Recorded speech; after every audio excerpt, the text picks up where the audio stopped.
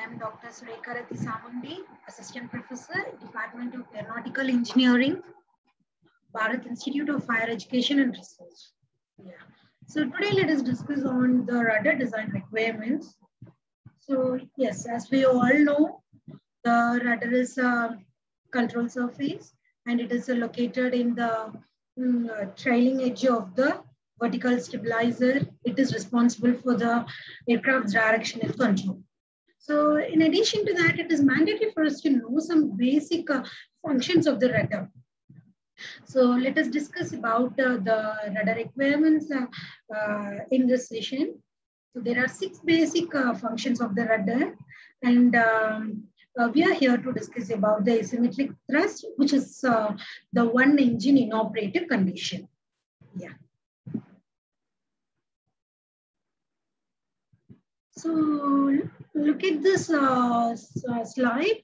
The sketch illustrates the pedal and the yaw of the aircraft. So in the first figure, the pilot presses the left pedal and thereby the aircraft yaw towards the left side, left direction. So that hidden lines, no, so it indicates the action after the pressing of the pedal. So when you look into the second one, so here the pilot presses the right pedal and thereby tending the aircraft to take the right direction. So yaw towards right when the pilot presses the right pedal and yaw towards left when the pilot presses the left pedal. So the direction depends on the position of the pilot. So yes, so like there are 5 parameters to design a rudder. And the first one is the chord of the rudder, and the next one is the area of the rudder, and the third one is the span of the rudder, the fourth one the maximum rudder deflection, and the fifth one is the location of the inboard edge of the rudder. So location of the inboard edge of the rudder is this BRI. And you know that, right? So the chord of the rudder, you know, the span of the rudder, BR indicates the span of the rudder, the area of the rudder, and the maximum deflection of the rudder. So the rudder will not be allowed to like deflect to the maximum extent. During designing itself, they will design to a certain extent. It may be like a plus or minus 30 degree or plus or minus 25 degrees. So that deflection is actually set during the designing itself. But the designer have to ensure that that maximum deflection of the rudder is sufficient to operate during the some unfavorable conditions. So the set of the maximum deflection of the rudder plays a critical role. And the rudder is connected to the vertical tail with the help of the hinges. So next one is the directional control via rudder deflection. In the previous slide, we have seen about the pedal control. So when the pilot presses the left pedal, the aircraft will yaw towards the left. When the pilot presses the right pedal, the aircraft will yaw towards the right. So how about the rudder deflection? Yes. So this is the top view of the aircraft, and delta R is the deflection of the rudder. R indicates the rudder, and LV is the side force, and V is the combination of the vertical stabilizer and the vertical tail and the rudder combination, and NA is the yawing moment of the aircraft. CG, of course, we know, and LV is the momentum, and V is the free stream velocity. Yes. So now let us consider that the pilot deflects the rudder to an angle of delta R. The moment the pilot is deflected, what happens to the air molecules ahead of the rudder? It will get compressed. So when it gets compressed, what happens? The pressure force will be generated in the direction like towards that deflection of the rudder. So it will be in the opposite direction to the deflection of the rudder. So that side force is nothing but LV. So due to the deflection of the rudder, the side force is created, and which in turn creates the yawing moment in that particular direction. So since it is in the towards the right direction. So as far as this diagram is concerned, the rudder is deflected towards the left side. So thereby creating a side force in the right direction. So which in turn creates the yawing moment in the counterclockwise direction. So this is how the rudder deflects. So now when the rudder is deflected towards the right, what happens to the yaw direction? It is also towards the right. So when the rudder is deflected towards the left direction, the aircraft will yaw towards the left. So now correlate the pedal movement, the rudder deflection and the direction of the aircraft. So when the pilot presses the left pedal, then the aircraft, like the rudder will deflect towards the left, thereby creating the yaw towards the left. When the pilot presses the right pedal, the rudder will be deflected towards the right direction and thereby tending the aircraft to yaw towards the right. So just keep that in mind. And so these are all the aerodynamical characteristics which are related with the rudder deflection. And the first one is side force. So like because of the deflection of the rudder, the side force is generated, LV. So what is the side force? So as we already know, it is a coefficient of the side force into the dynamic pressure into area of the vertical stabilizer.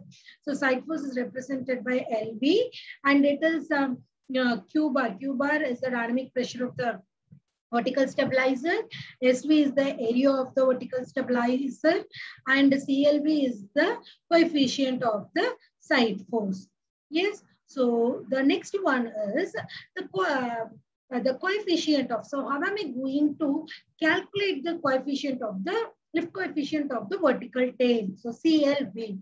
CLV is the function of the vertical tail airfoil section. So VA, right?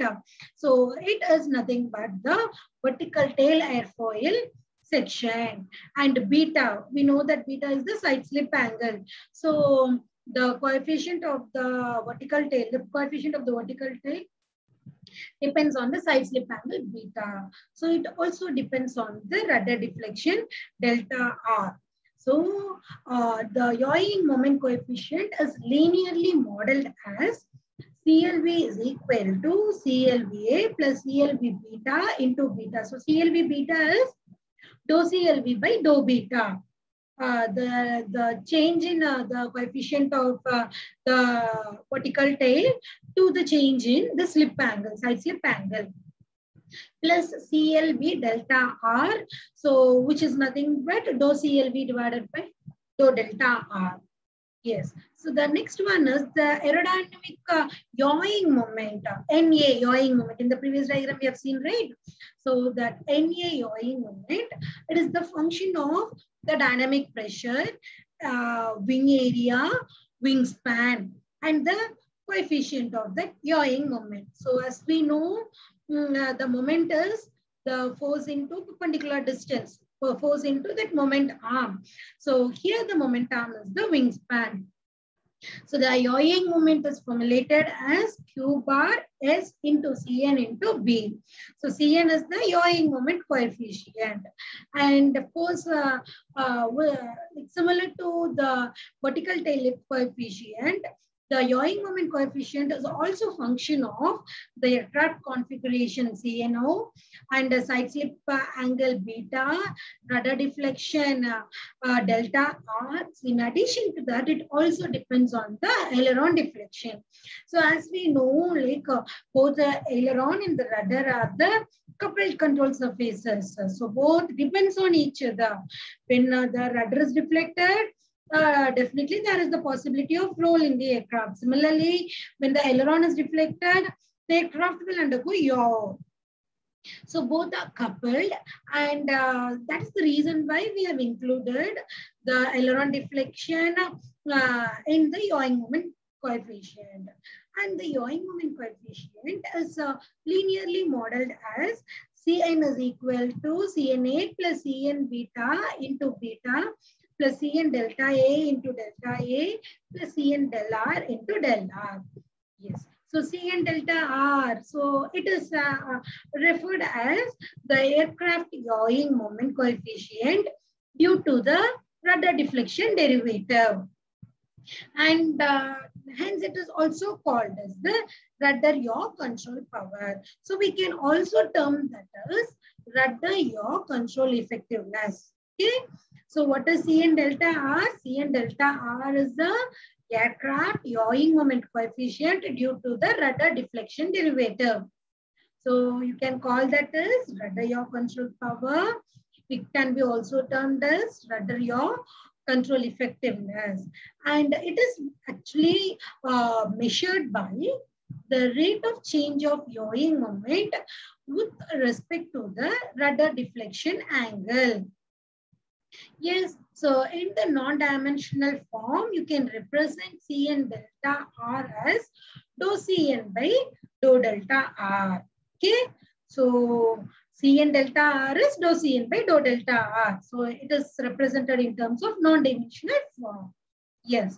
So in addition to the rudder yaw control power, rudder yaw control effectiveness, you can also term that as directional control derivative. So dou Cn by dou delta R can also be represented as the directional control derivative.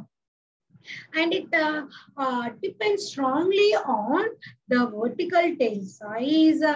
That is the tail size of the vertical stabilizer, the vertical tail moment arm, and it is determined by minus CLAV. So CLAV is the vertical tail lift curve slope.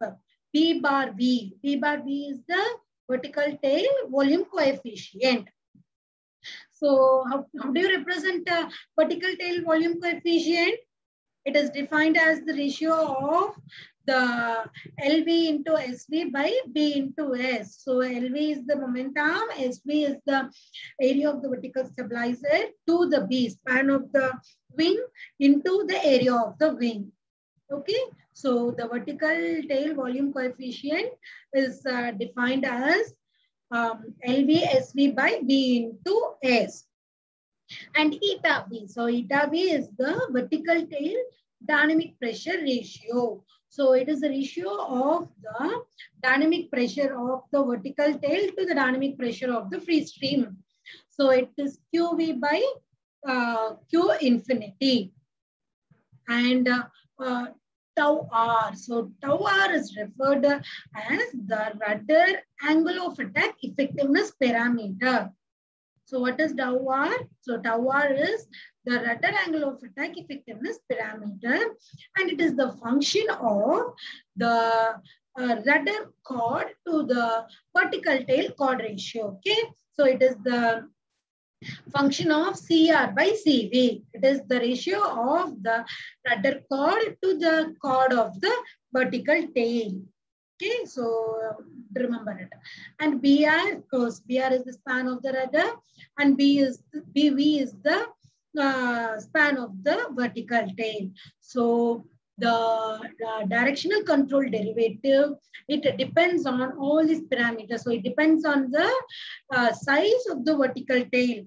It depends on the span of the vertical tail. It depends on the area of the vertical tail, chord of the vertical tail. So it depends on the size of the vertical tail and the vertical tail moment arm. Okay, so don't forget it. So this is what Cn delta R. And so now let us get into the rudder design requirement. So when you deal with rudder design requirement, it is like while designing, it is not like the rudder is designed for a particular function for all phases of aircraft. It's not so. The design of the rudder, it depends on the aircraft. So what they are designing. The rudder plays a different role for different phase of the flight in various aircrafts. So there are 6 major functions. So the first one is the directional control for balancing asymmetric thrust. So asymmetric thrust is one engine in operative condition. So like only in case of a multi-engine aircraft, this problem comes into picture. So if it is a single engine aircraft, then there is no point in asymmetric thrust at all. So thrust will be generated from one engine. So asymmetric thrust is, there is no any symmetric in the thrust generation. So it may be a twin engine aircraft or a 4-engine aircraft, 6-engine aircraft. So, so this comes into picture only in case of a multi-engine aircraft. And the next one is the crosswind landing. So you see, like, so crosswind landing happens in all aircraft. So during landing, because of the influence of the crosswind, there may be possibility of the aircraft to move away from the runway. So rudder should function in such a way that the aircraft must maintain the alignment with the runway during the crosswind landing. So like crosswind landing, it can be experienced in all kinds of aircrafts. The next one is spin recovery. So spin recovery, when the pilot operates both yawing and stall at the same moment, then there is the possibility of the spinning or the auto rotation. So the aircraft must be able to oppose the spin rotation, and it should recover from the spin. So this mainly occur only in a spinnable aircraft. It is not it's not experienced in all type of aircrafts. So only in spinnable aircrafts. So this spin and recovery plays a vital role. And the next one is the coordinated turn. So like the aircraft must be able to coordinate a turn. So the turning is a maneuver which is experienced by all kinds of aircraft. So the aircraft must be able to coordinate a turn. And the next one is the adverse yaw. So as we know that the aileron and the rudder are the coupled control surfaces, when the aircraft undergoes rolling, there is the possibility of the aircraft to yaw also. So similarly, when the aircraft undergoes yawing motion, when it yaws, there is the possibility of the rolling in the aircraft. So that is nothing but the adverse yaw. So the rudder must be able to overcome the adverse yaw that is produced by the aileron. So of course, this is also experienced in all kinds of aircrafts. And the last one is the glider slope adjustment.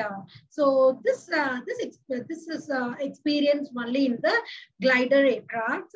So the glider slope adjustment for a glider, the aircraft must be able to adjust the glide slope by increasing the aircraft drag. So it should increase the aircraft drag using the rudder deflection. So these are all the 6 functions of a rudder.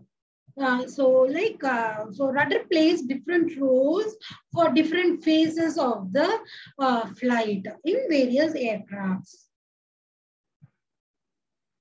Yes, so so today let us discuss about the asymmetric thrust, which is one engine in operative condition. So this is Boeing 777, and as you see, the right engine is actually, it is a failure engine. You can see the fire in the right engine. So which means that there is no any thrust produced in this engine. So the thrust is only experienced in the left engine. So what does it mean? So thrust is produced in the left engine, whereas the thrust produced in the right engine is 0. So the thrust is not symmetric, and that is the reason why we call this as asymmetric thrust. So when that engine is not working, what happens? There is a possibility of the aircraft to yaw towards the failure engine. So that is overcome by the rudder deflection. So that is what we are going to see. So like before getting into the asymmetric thrust condition, let us just consider the aircraft, and that aircraft yaw due to the side slip, due to some disturbance, the aircraft yaw due to that disturbance. So now look at this figure. the relative airflow, right? The arrow mark. So that is the equilibrium and the steady flight path. And due to the side slip, the aircraft deviated from that path and to the side slip angle of beta. So now the aircraft is moving in the dotted lines, hidden lines. But actually speaking, that is not the flight path, right? It should move along the relative flow direction, airflow direction. So now, what should happen? So the aircraft should undergo some radar deflection, and it should tend to come back to its original position. So now the rudder is going to play a role. So you see the rudder. So the rudder should be deflected. So the rudder depends on the direction of the yaw. So now the aircraft should yaw towards its right. So which means that the rudder should be deflected towards the right direction. So when it deflects towards the right direction, there will be a side force generated towards the left. That side force creates the yawing moment in the counterclockwise direction. That is N plus N, yawing moment. So which in turn, if at all, if it is directionally stable the aircraft, then the aircraft will come back to its original position. That is, it will move in the flight path direction. So got it? I'll just repeat it once again. Yeah, the relative airflow is the direction of the aircraft. It is the flight path direction. And due to some disturbance, the aircraft is deviated from its path to an angle of beta. So that beta is nothing but the side slip angle. Now, so it is deviated from its path. The aircraft should come back to its original position, like it should move in its original flight path. So now that is that means that the aircraft should yaw towards the right. So when the aircraft should yaw towards the right, it means that the rudder should be deflected towards the right. When the rudder deflects towards the right, what happens to the side force? The side force will be generated in the left direction. So thereby creating a yawing moment in the clockwise direction. So this yawing movement tends the aircraft to come back to its original position. Okay, so this is yaw due to the side slip. And now one engine in operative condition. So you see, so as far as this diagram is concerned, that the left engine is a failure one. So the right engine is working, and that's the reason why it is producing some thrust. So because of this asymmetric thrust, there is the possibility of the thrust yawing moment, and that moment will be towards the failure engine. So the aircraft will tend to move towards the, change the direction towards the failure engine. So which means that it will be deviated from the original flight path. Equilibrium condition. So what the rudder should do? So the rudder should make the aircraft to come back to its original position. So the rudder will be deflected towards the live engine direction. So thereby creating a side force towards the failure engine. So when the side force is created towards the failure engine, so the rudder yawing moment will be created in the clockwise direction. So now look at this diagram. The thrust yawing moment is in the anti-clockwise direction. The rudder yawing moment in the clockwise direction. So these moments will be nullified and finally tending the aircraft to move in its original path, flight path. So got it? So this diagram also illustrates the side slip. So the side slip angle is somewhere, and because of the side slip angle, the rudder is deflected, and the side slip yawing moment is generated. So this side slip and this thrust yawing moment is actually different. So this side slip yawing moment is due to the side slip of the aircraft. The thrust yawing moment is due to the asymmetric thrust. So just don't mix both. Try to differentiate both the cases. Okay. So yeah. So there may be some problems expected. So just a large transport aircraft with the maximum takeoff mass of 65,000 kg is equipped with 2 turbofan engines, each generating 116 kilonewton of thrust. The lateral distance between the two engines is 12 meters. And the maximum allowable rudder deflection is plus or minus 30 degrees. So it is set during the design of the aircraft. So other characteristics of the aircraft are as follows. They have given other parameters. So the question is the rudder acceptable for maintaining the directional trim in an asymmetric thrust flight condition? It's a multi-engine aircraft. There are two engines, and the distance between the two engines is 12 mm apart, and each creating 116 kilonewton of thrust. And they've asked if an engine failure during the flight condition, so is it possible for the rudder to tend the aircraft to come back to its original position to maintain its equilibrium conditions? So that is what is the question is. So what you have to do, you have to calculate the deflection of the rudder.